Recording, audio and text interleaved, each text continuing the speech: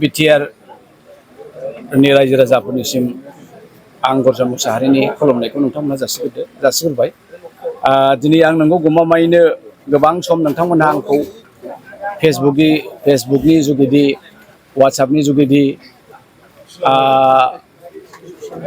Social मिडियानि जुगेदि गोबां खोथा होनबाय थायोमोन जे आदा गरजन सार नोंथाङा UPPL फैदो, ज' आन्दलन खालामदोंमोन, ज' गभर्नमेन्ट दानायाव बाहागो लाफैदो, नोंथाङा मानो जोंखौ रायबाय थायो, नोंथाङा मानो जोंखौ एरखे खालामबाय थायो, गोबां खोथा आंखौ बुंहरबाय थायो। सोरबा एसे मोजां बुङो, सोरबा एसे गाज्रि बुङो। दा मोनसे खोथाया बेनो, आं दिनै नोंथांमोननि गेजेराव बुंथिनानै लानो नागिरदों जे जेब्ला जोङो अपजिसनाव थायो पजिसननिखौ जोङो बुंनो गोनां जायो। बे हिसाबै बुंनाय जादोंमोन। बैफोरखौ नोंथांमोनहा गोसोआव दालासै, अननानै क्षमा होदो। दा दिनै आङो कंग्रेस नागारनानै UPPL फैबाय। गोबां हान्जाफोरा आंखौ गावसिनि हान्जाफ्राव लेंदोंमोन। खिन्थु मोनसे जिनिसा बेनो, बयहाबो गावबागाव मोनफा चइस थायो, मोनफा लुबैनाय थायो आरो माखासे लोगोनि सार्कोल थायो। दा बे जिनिसा जों जिहेतु आन्दलननि समनिफ्रायनो ज' जोंहा बिथां प्रतिभाखौनो होन, फंबाय लरेन्सखौनो होन, जों आन्दलन खालामबोदों। गुबुन पार्टियाव थायोमोनब्लाबो जोङो बेबायदि आदान प्रदानखौहाय लाबोबाय थादोंमोन, हाबा हुखा बेफोरबायदियाव। दा थिग बेबायदिनो जेब्लानाखि आङो कंग्रेसखौ नागारो, बिथांमोनहा आंखौ कन्टेक्ट खालामबाय, खावलायबाय जे नोंथाङा UPPL फैदो, जों ज' मावलांसै। जिहेथु जोङो मोनसे गोजोननि मोनसे एजेन्डा लादों। दा बे गोजोननि निसानखौ जोङो BTC आवहाय लाबोनानै गायसननानै बयबो गुबुन जाथिनि राव, हारिमु, धोरोमखौ बयखौबो जोङो ज' खालामनानै BTR आव मोनसे गोदान सावगारि होनाय, गोजोन, जौगानाय, अनलायनाय, बेफोर खोथाखौनो दा बेवहाय आंबो सामिल जाबाय। दा आङो दिनै कंग्रेस नागारनानै UPPL फैबाय। नोंथांमोनहा आंनो पार्टियावहाय नोंथांमोननि अननायखौ होनांगोन। आंबो जेसे हायो एसे गेदेरफोरखौ आङो मान होगोन आरो आंनि दुइसिनफोरखौ आं अननाय होगोन। बे हिसाबै आङो आवगायलांनो थाखाय आङो थियारि। दा बावहाय आंनि खावलायनाया बेनो, नोंथांमोनहा आं मावग्राखा, खामानिखौ जों गेजेर नङा। आंनो नांगौबायदि मावनायनि परिबेखखौ होयोबा आङो गमामायैनो UPPL थानानै पार्टिखौ आङो जौगानाय फारसे आङो अराय बोलो होगोन। जोंनि गेजेराव फिसा दाङाबाजिफोरखौ जेसे हायो एसे जोङो फोजोबनानै खौसेनि गारांजों जोङो बड'लेण्डनि रायजो राजाखौ जोङो सिबिगोन होननानै आं आसा खालामदों।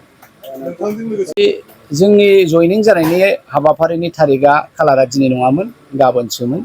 ओमफ्राय बिथांमोनहा 1 घन्टा 2 घन्टानि सिगां मोनसे खबर होबाय जे नों हारसिङै आरो जा खाथि खाला दङ बिसोरखौ लानानै खालामग्रोदो। बे हिसाबै जोङो बुथुमला 14 जनखौ मोनबाय, आंखौ लाफानानै। दा गाबोन समफोर जोङो बेबायदिनो खालामबाय थासिगोन। जोंहा बेनि ब्लकनि टिमाबो दिनै लायाखिसै, बिथांमोनहा गावसोर गोजा लासिगोन। दा मानसि जयेन जानायखौ गोबां मोनबाय थागोन। बे अननाय आरो सनमाना दङमोन आरो थाबाय थागोन।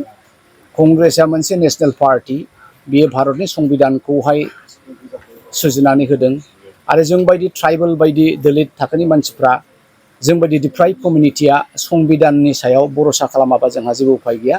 दा बेखाय संबिधानखौ जोथोन लाग्रा, संबिधानखौ रक्षना बेक्षना खालामग्राया कंग्रेसआनोमोन।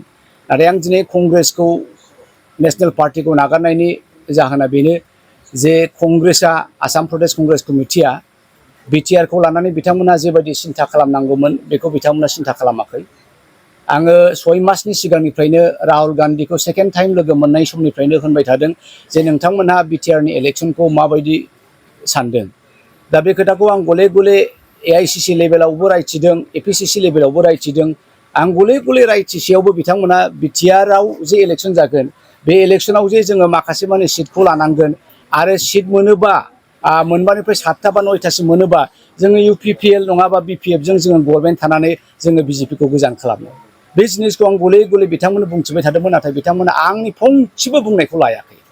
दा आङो सासे BTR नि बेक्ति, आङो सासे रिभलुसनारि बेकग्राउन्डनिफ्राय फैनाय, जा बर' जानानै आङो BTR नि जानानै दा आंनि फंसेबो बाथ्राया कंग्रेसआव जुदि रुजुवाबा, दा आं कंग्रेसआव थानानै मा लाब। दा बे हिसाबै आंनि थाखाय गावनि बे बड'लेण्डआ देरसिन, पार्टिया देरसिन नङा। आंनि थैनि बिदा फंबाया देरसिन, पार्टिया देरसिन नङा। दा बे हिसाबै आङो कंग्रेसखौ बिदाय लानो गोनां जादों।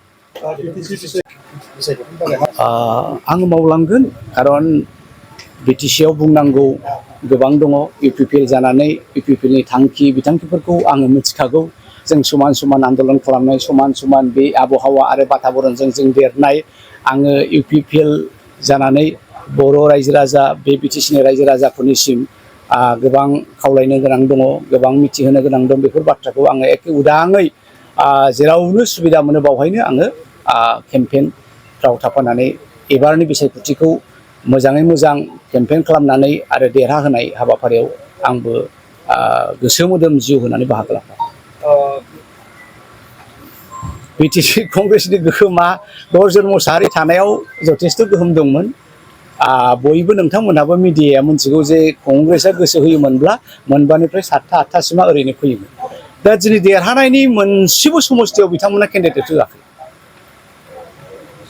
कंग्रेसआ दादों BTCआव गर्जनानो दादों BTCआव कंग्रेसखौ।